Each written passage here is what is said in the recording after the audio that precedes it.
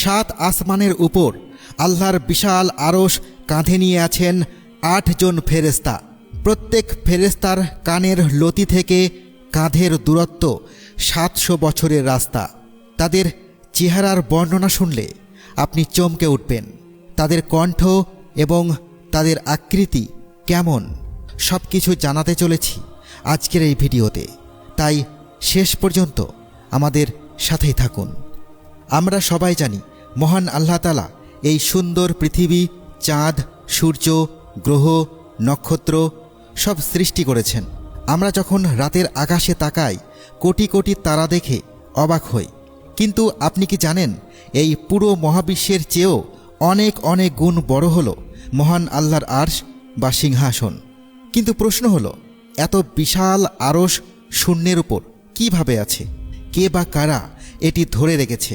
আমাদের পবিত্র কুরআন ও সহিহ হাদিস থেকে আমরা জানতে পারি আল্লাহর এই বিশাল আরশ বহন করার জন্য আল্লাহ তাআলা কিছু বিশেষ ফেরেশতা তৈরি করেছেন। আরবিতে এদের বলা হয় হামালাতুল আরশ বা আরশ বহনকারী ফেরেশতা। কিন্তু তাদের সংখ্যা কত? তারা দেখতে কেমন? তাদের পা কোথায় আর মাথা কোথায়?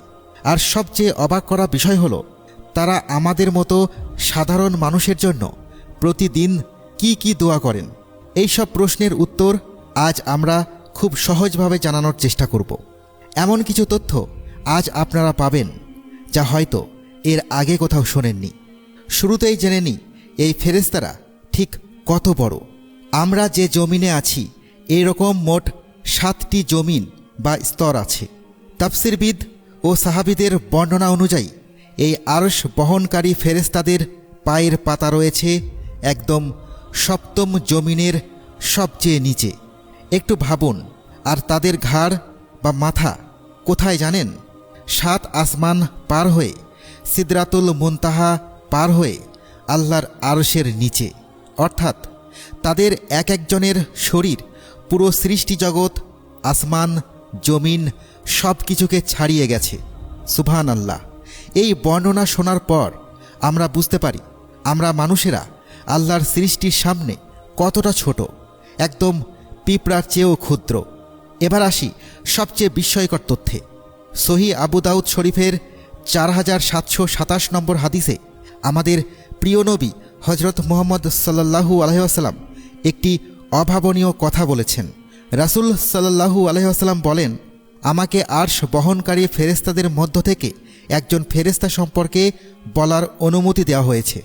নবীজি সাল্লাল্লাহু আলাইহি ওয়াসাল্লাম বলেছেন, তাদের একজনের কানের লতি থেকে কাঁধের দূরত্ব হল ৭০০ বছরের পথ। ভাবুন, ৭০০ বছর। একজন মানুষ যদি হাঁটে তবে সে ৭০০ বছরে কত দূরে যাবে? মুহাদ্দিসগণ এবং ইসলামিক স্কলাররা বলেন, এখানে সাধারণ মানুষের হাঁটার কথা বলা হয়নি।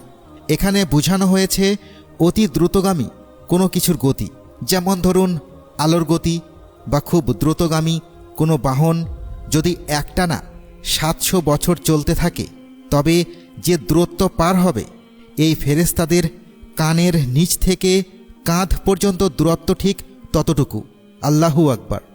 তাহলে এত বড় ফেরেশতা মোট কতজন আছেন? পবিত্র কুরআনের সূরা আল হাক্কার 17 নম্বর আয়াতে আল্লাহ তাআলা বলেছেন, আর সেদিন 8 জন ফেরেশতা আপনার রবের আরশকে তাদের উপর বহন করবে। অর্থাৎ কিয়ামতের দিন বিচার দিবসে এই আরশ 8 জন ফেরেশতা বহন করবেন। তাফসীরবিদ যেমন ইবনে আব্বাস রাদিয়াল্লাহু তাআলা আনহু এবং অন্যান্যদের বিশ্লেষণ থেকে জানা যায় বর্তমানে এই বিশাল আরশটি 4 জন ফেরেশতা বহন করে আছেন। কিন্তু কিয়ামতের দিন যখন সব কিছু ধ্বংস হয়ে যাবে তখন মহান আল্লাহ তাআলা তাদের শক্তি আরও বাড়িয়ে দেবেন, অথবা তাদের সাথে আরও 4 জন যুক্ত হয়ে মোট 8 জন হবেন। এখানে একটি মজার ব্যাপার হলো, কুরআন বা সহিহ হাদিসে এদের কোনো নির্দিষ্ট আলাদা নাম দেওয়া হয়নি। তাদের কাজের মাধ্যমেই তাদের সবচেয়ে বড় পরিচয়। তবে কিছু কিছু প্রাচীন বর্ণনায় বলা হয়েছে ইসরাফিল আলাইহিসসালাম হয়তো এদের প্রধান হতে পারেন। তবে সহিহ হাদিস অনুযায়ী ইসরাফিল আলাইহিসসালামের মূল দায়িত্ব হল সিংগায় ফুঁ দেওয়া। তাই আমরা এদের আরশ বহনকারী ফেরেশতা হিসেবেই চিনব। এখন যে তথ্যটি আপনাদের দেব তা শুনে আপনারা সত্যিই অবাক হবেন।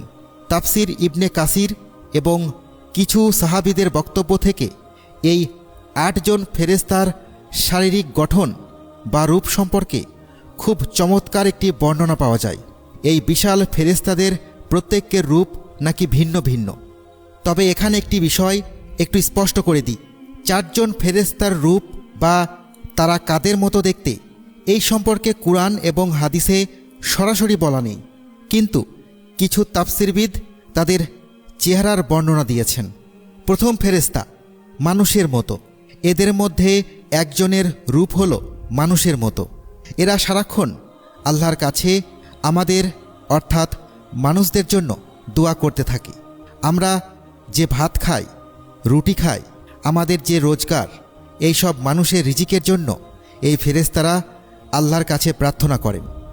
দ্বিতীয় ফেরেশতা সিংহের মতো। সিংহ হলো শক্তির প্রতীক। এরা বনের সমস্ত হিংস্র প্রাণীদের রিজিক বা খাবারের জন্য আল্লাহর কাছে দোয়া করে। তৃতীয় ফেরেশতা হলো ষাঁড় বা গবাদি পশুর মতো।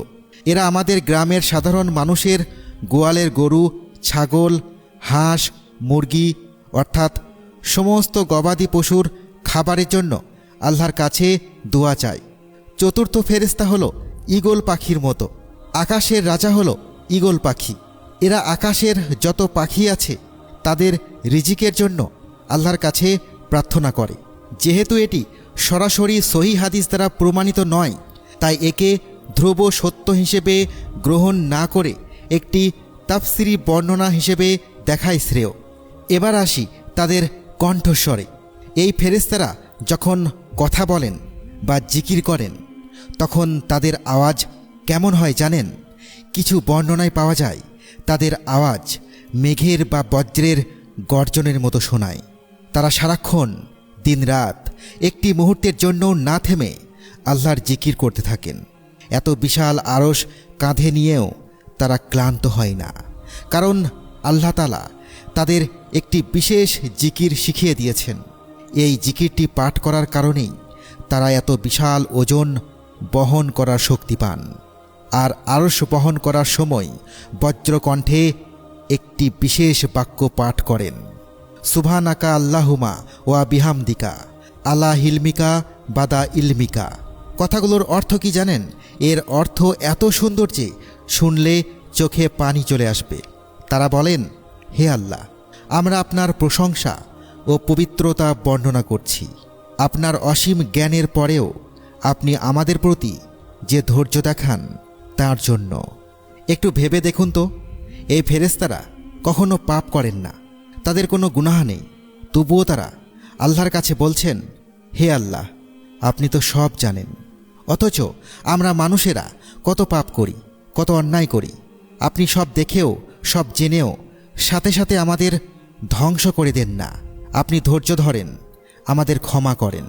এত বড় ফেরেশতা যাদের এক কাঁধ থেকে কানের দূরত্ব 700 বছরের রাস্তা, তারা যদি আল্লাহর সামনে এতটা নত হয়ে এতটা সম্মান দিয়ে কথা বলেন, তবে আমরা সাধারণ মাটির মানুষ হয়ে কিভাবে অহংকার করি, কিভাবে আমরা আল্লাহর প্রার্থনা থেকে দূরে সরে যাই।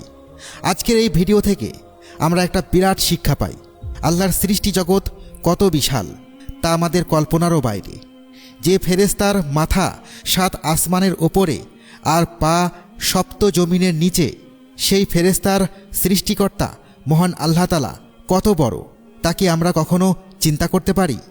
আমরা আমাদের ধনসম্পদ, বাড়ি গাড়ি নিয়ে অহংকার করি, কিন্তু আল্লাহর এই বিশাল সৃষ্টির কাছে আমাদের পৃথিবীটাই তো একটা ধূলিকণা চেয়েও ক্ষুদ্র।